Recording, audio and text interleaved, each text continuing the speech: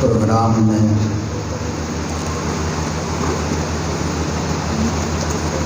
جو سلسلے کا ماہانہ پروگرام کے طور پر رکھا گیا تھا اور پھر اس میں حضرت مولانا رحمۃ اللہ علیہ کے حادثے کے پیش آ جانے کی وجہ سے اس کے 2 عنوان کر دیے گئے، اگرچہ کہ دوسری نشست ظہر کے بعد ہے، لیکن میں ایک سفر میں جا رہا تھا۔ ہمارے عزیز محترم حضرت مولانا فضل الرحمان صاحب کی طرف سے یہ خواہش ظاہر ہوئی کہ تھوڑی دیر کے لیے صحیح اس میں یہ عاجز بھی شرکت کرے، اس لیے چونکہ سفر میں جانا ہے اس لیے اس موقع کے اوپر حاضر ہو گیا۔ اللہ تعالیٰ دینی مدارس کے فیض کو عام و تام فرمائے اور بہت اہتمام کے ساتھ آج کل یہ بات احباب کے سامنے رکھی جا رہی ہے کہ مدارس کو مقاصد سے جوڑ کر چلایا جائے۔ جو طلباء فارغ ہو رہے ہیں وہ دین کے لیے استعمال ہو جائیں اور ان کا مستقبل اللہ کے دین کی خدمت ہو، ایسی تربیت ہو جائے، ایسی ذہن سازی ہو جائے۔ بعض تنظیموں کی طرف سے رمضان تمام اعلان ہوتا رہا کہ ملک سے 10,000 حافظوں کو عصری تعلیم گاہوں میں داخلہ دیا جا رہا ہے اور اس کے لیے کوشش کی جا رہی ہے۔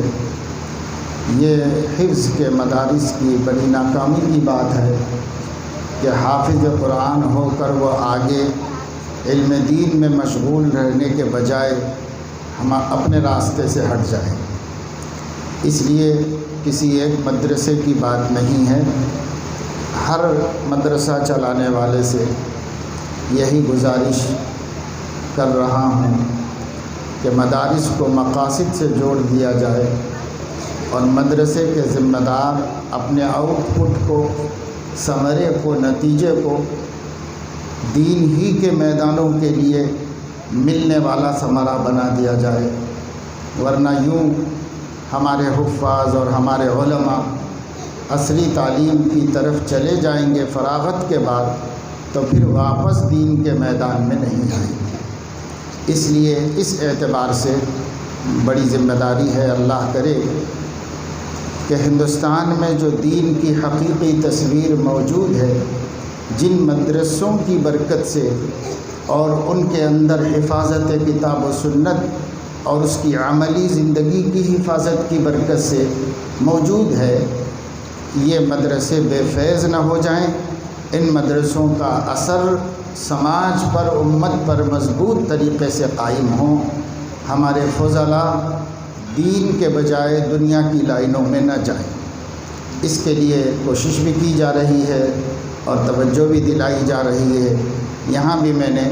مختصراً یہ بات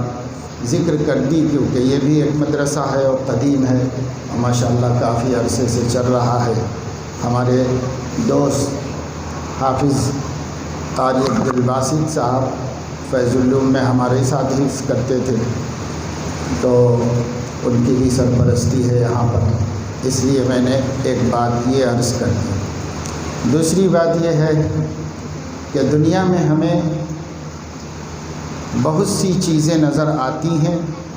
اور بہت سی چیزیں نظر نہیں آتی ہیں۔ جو چیزیں نظر آتی ہیں ان کے فوائد ہمیں محسوس ہوتے ہیں، ہمیں تسلیم ہوتے ہیں، لیکن جو چیزیں نظر نہیں آتی ان کے فوائد اور ان کے اثرات اور ان کے حقائق کا ہمیں پتہ نہیں ہوتا۔ جیسے درخت، اس کی ٹہنیاں بھی نظر آتی ہیں، اس کے پتے بھی نظر آتے ہیں اور پھول بھی نظر آتے ہیں، پھل بھی نظر آتے ہیں، سایہ بھی نظر آتا ہے، ٹھنڈی چھاؤں اور ہوا بھی نظر آتی ہے، پیڑ بھی نظر آتا ہے، تو اس درخت کے تمام فوائد کا صحرا ہم انہی نظر آنے والی چیزوں پر رکھ دیتے ہیں۔ حالانکہ یہ نظر آنے والی چیزوں کی جتنی باغ و بہار ہے وہ چھپی ہوئی جڑوں کی برکت سے ہے۔ اگر جڑیں اپنی جگہ پر نہ ہوں تو نہ درخت ہے، نہ پتے ہیں، نہ پھل ہیں، نہ پھول ہیں، اور کچھ بھی نہیں ہے، سب ختم ہے، راکھ کا ایک ڈھیر ہے۔ اسی طریقے سے میرے عزیزوں بزرگوں، اہل اللہ کا وجود اس امت کی باغ و بہار ہے۔ یہ امت انہی کے دم قدم سے قائم ہے، انہی کی نفوس قدسیہ سے کائنات میں دین کی سرگرمیاں چل رہی ہیں۔ دیکھنے میں کوئی مولانا کر رہے ہیں، کوئی ناظم صاحب کر رہے ہیں، کوئی مدرس صاحب کر رہے ہیں، کوئی معلم کر رہا، کوئی داعی کر رہا، کوئی فلاں کر رہا، کوئی فلاں کر رہا، لیکن جو جڑوں کی جگہ پر اللہ سے لو لگا کر، شہرت سے دور اپنے آپ کو چھپا کر 24 گھنٹے خدا سے راز و نیاز کر کے اس امت کے دین کے واسطے، اس امت کے نبی کی دل کی دھڑکنوں کے تحفظ کے واسطے اپنے کام میں لگے ہوئے ہیں، دراصل وہی لوگ ہیں جن کی بدولت یہ باغ و بہار ہے۔ وہ نہیں دکھ رہے ہیں، سب دکھ رہا ہے، تو لوگوں کا ذہن بھی اس طرف نہیں جا رہا ہے۔ کوئی بھی درخت کو دیکھ کر جڑ کی شکر گزاری نہیں کر رہا ہے، سب اسی کے ارے واہ کیا ٹھنڈی کیا ٹھنڈی چھاؤں ہے، ارے واہ کیا بہترین سبزی ہے، اور کیا پھول ہیں، کیا پھل ہیں، سب اسی کو کہہ رہے ہیں۔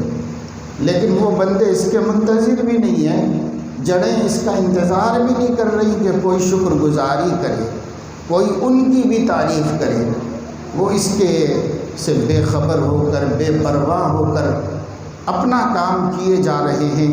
کہ تمام ٹہنیوں کو، پتوں کو، درختوں کو پانی بھی دے رہے ہیں، کھاد بھی دے رہے ہیں، زمین سے ایسی غذائیں دے رہے ہیں کہ وہ تر و تازہ ہے اور وہ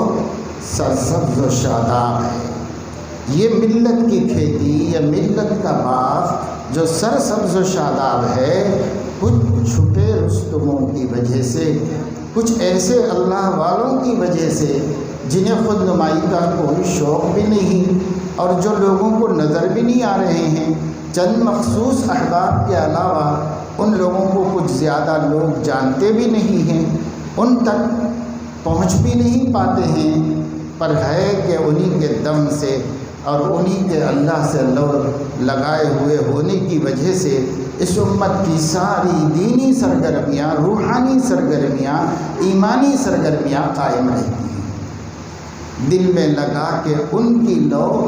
کر دے جہاں میں نشر ذو، شمعیں تو جل رہی ہیں سو، بزم میں مگر روشنی نہیں۔ یہ جو روشنی آتی ہے اہل اللہ کے نفوس قدسیہ سے، ان کے سینہ مبارکہ سے روشنی آتی ہے، یہ روشنی وہ اللہ سے لو لگا کے حاصل کرتے ہیں۔ ایسے ہی اللہ کے بندوں میں ہماری اس ریاست کے اندر بالخصوص حضرت مولانا شاہ کمال الرحمن صاحب نور اللہ مرقدہ کی ذات عالی بھی تھی کہ ہم سب لوگ تو کیا جانیں اور ہم بھی کیا زیادہ ان کو پہچان سکتے، لیکن تھوڑا بہت شدھ بدھ تصوف سے، طریق سے، روحانیت سے جو تعلق ہے، اس تعلق کی روشنی میں ہمیں یہ سمجھ میں آتا ہے کہ ایک بہت بڑا سہارا تھا ملت اسلامیہ کا جو ٹوٹ گیا، ایک بہت بڑی اندرونی طاقت تھی ان کی نسبت مع اللہ، ان کا تعلق مع اللہ، ان کا اللہ تعالیٰ کے ساتھ رشتہ غیر معمولی مضبوط تھا، اور دوسرے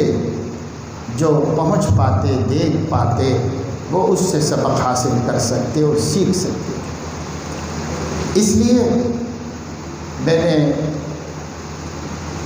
مخدوم محترم حضرت شاہ جمال الرحمن صاحب دامت برکاتہم سے ملاقات میں یہی عرض کیا تھا کہ حضرت اللہ کے نیک بندے چاہے پڑے ہوئے ہی رہیں زمین پر، کچھ بھی کرنے کے قابل نہ ہوں، مگر ان کا وجود اس دھرتی پر ایمان کی سلامتی کا سبب ہوتا ہے۔ ان کی نفوس قدسیہ عالم میں پھیلتی ہیں، پھیلتی ہوئی دکھائی نہیں دیتی، اور اس کے اثرات و برکات ہوتے ہیں کہ اہل خدمت کے قلوب مربوط اور مضبوط ہوتے ہیں، انہیں خود نہیں پتا کہ یہ اندرونی قوت کہاں سے آ رہی ہے۔ یہ اللہ کے کچھ بندے ہوتے ہیں جن کا فیضان ہوتا ہے، وہ اپنی جگہ سے فیضان کرتے ہیں، اور خدام دین کے قلوب کو مربوط اور مضبوط رکھنے میں اللہ کی طرف سے مددگار ثابت ہوتے ہیں۔ ایسے ہی کچھ خدا شناس اور خدا سے غیر معمولی تعلق رکھنے والے بندوں میں ہمیں لگتا تھا کہ حضرت مولانا کی ہستی بھی تھی، اور ان کا وجود مسعود دھرتی کے اوپر چاہے کتنی بیماریوں کے ساتھ ہو اور چاہے کتنی لاچاریوں کے ساتھ ہو، مگر خدام دین کے قلوب کی مضبوطی اور ان کے ذہنوں کی روشنی کا سبب بڑی نعمت سے ہم محروم ہوئے۔ اللہ تعالیٰ تو خیر اس کا وعدہ ہے، جب کوئی نعمت لیتا ہے تو اپنے بندوں کو نعمت دیتا بھی ہے، اس لیے اس کا بدلہ اور اس کی قائم مقامی تو اللہ اپنے کسی بندے سے کروا دے گا، لیکن جو نقصان ہوتا ہے اس کی پابجائی میں وقت لگ جاتا ہے۔ بس اہل اللہ اور بزرگان دین کی مصیبت کے وقت میں تسلی و تعزیت کی بات یہی ہے کہ ہم یہ طے کر لیں کہ جو ناقدری ہم نے اسلاف کی ہے، اب موجود بزرگوں کی ناقدری نہیں کریں گے، اور ان سے کما حق ہو استفادہ کر لیں گے، تاکہ جو نور ان کے سینوں میں ہے وہ ہمارے سینوں کے اندر آئے۔ جو آگ کی خاصیت وہ عشق کی خاصیت، ایک خانہ بخانہ ہے، ایک سینہ بسینہ ہے۔ پہلے زمانے میں گھر سے گھر انگار لا کے چولہا جلا لیتے تھے ہمارے بچپن میں، ان کے گھر سے بن کے لاتے تھے ایک ٹکڑا انگار کا، ان کے گھر میں چولہا جل جاتا تھا، تو خانہ بخانہ آگ منتقل ہوتی رہتی تھی اور گھر گھر میں آگ جل جاتی تھی۔ جیسے آگ گھر سے گھر میں جا کر جل رہی ہے، ایسے ہی عشق سینے سے سینے میں منتقل ہو کر سینے کو جلاتا ہے، روشن کرتا ہے۔ اس لیے اللہ کا وجود سراپا مسعود ہے اور بہت بڑی نعمت ہے، اور جو اللہ کے بندے گزر گئے ان کا گزر جانا اللہ کی تقدیر کے مطابق موقت ہے۔ اسی وقت ہونا چاہیے تھا جس وقت اللہ نے ان کو ہم سے جدا کیا۔ حضرت حکیم اختر صاحب رحمہ اللہ نے اپنی بیوی کے انتقال پر یہ فرمایا بیان کرتے ہوئے کہ میں اس قدر مغموم ہوں، 60 سالہ رفاقت ختم ہو گئی، گھر میں قدم رکھنے کو بھی جی نہیں چاہ رہا ہے۔ یہ فطری اور بشری بات بتائی، لیکن ایمانی بات کیا بتائی؟ لیکن اس کے باوجود اگر مجھ سے کوئی یہ پوچھے کہ آپ کی اہلیہ ایک دن اور زندہ رہ جاتی تو میں کہوں گا کہ نہیں رہتی، اسی وقت مرنا چاہیے، کیونکہ دنیا بھر کے عقلاء مل کر میری اہلیہ کی موت کا اچھا وقت طے کرنا چاہتے تو اتنا اچھا نہیں کر سکتے جتنا میرے مولا نے طے کیا۔ اس لیے بہت اچھے وقت میں اور بہت مناسب گھڑی میں جدائی ہو گئی ان کی اور دنیا سے رخصتی ہوئی، کیونکہ اللہ کا طے کیا ہوا وقت، اللہ کا طے کیے ہوئے سے بہتر کچھ نہیں۔ ہم عقیدے کی کتابوں میں پڑھتے پڑھاتے ہیں اللہ کے تمام افعال حسن جمیل، اللہ کا ہر فعل خوبصورت ہے، چاہے وہ ہمارے لیے گوارا ہو چاہے نہ گوارا۔ اس لیے مومنین سب گوارا کرتے ہیں اور ہنسی خوشی قبول کرتے ہیں۔ الحمدللہ اللہ رب العزت نے جب تک ان کو دنیا میں رکھا ان کا فیض عام ہوا، اللہ نے انہیں صالح اولاد عطا فرمائی، ان کے خاندان کے فرد کو علم دین سے جوڑا، اور اللہ رب العزت نے ان کے والد کی میراث روحانیت اور میراث علم اور میراث عقیدہ پورے خاندان کی شاخوں میں پھیلا کر ان سے دین کا اتنا کام لیا اور لے رہا ہے کہ اب اگر وہ اس دنیا سے تشریف بھی لے گئے تو یہاں بھی ان کی آنکھیں ٹھنڈی رہیں، اور انشاءاللہ برزخ میں بھی ان کی آنکھیں ٹھنڈی ہی رہیں۔ اور یہ ایصال ثواب اور صدقہ جاریہ خواہی نہ خواہی ان کو پہنچتا رہے گا، اور ان کی علمی خدمات بھی ہیں۔ شروع میں تو میں کتابیں ہی پڑھتا تھا، حضرت کے رسائل چھپتے تھے مختلف تصوف کے اوپر، اور بہت اچھے اچھے عنوانات پر بہت اہم علمی باتیں سامنے آتی رہتی تھی، اور بعد میں پھر جو ہے زیادہ تعلق حضرت کے ساتھ علمی مجلسوں کا نہیں رہا۔ ایک دفعہ طبیعت زیادہ ناساز تھی، کئی برس پہلے کی بات ہے، تو وہ صالحین مسجد میں ایک نکاح پڑھانے گیا تھا، اور وہاں سے پھر ساتھیوں نے بتایا کہ حضرت کا مکان یہیں پر قریب میں ہے، تو میں وہاں عیادت کے لیے پہنچ گیا۔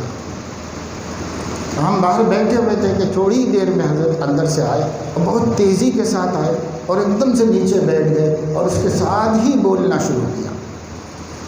اور مسلسل 15-20 منٹ تک بولتے رہے، اور وہ علم و عرفان کی بارش کہ بس زندگی میں بہت کم مواقع ایسے آئے جب اس قدر گہری باتیں علم و معرفت کی کسی کی زبان سے سننے کو۔ اب پورے سلسلے قادریہ کا خلاصہ نچوڑ سامنے لا کے رکھ دیا، اور وہ بھی اس حوالے سے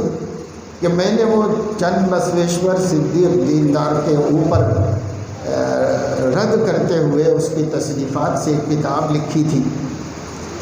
پتہ نہیں حضرت تک وہ کیسے پہنچی۔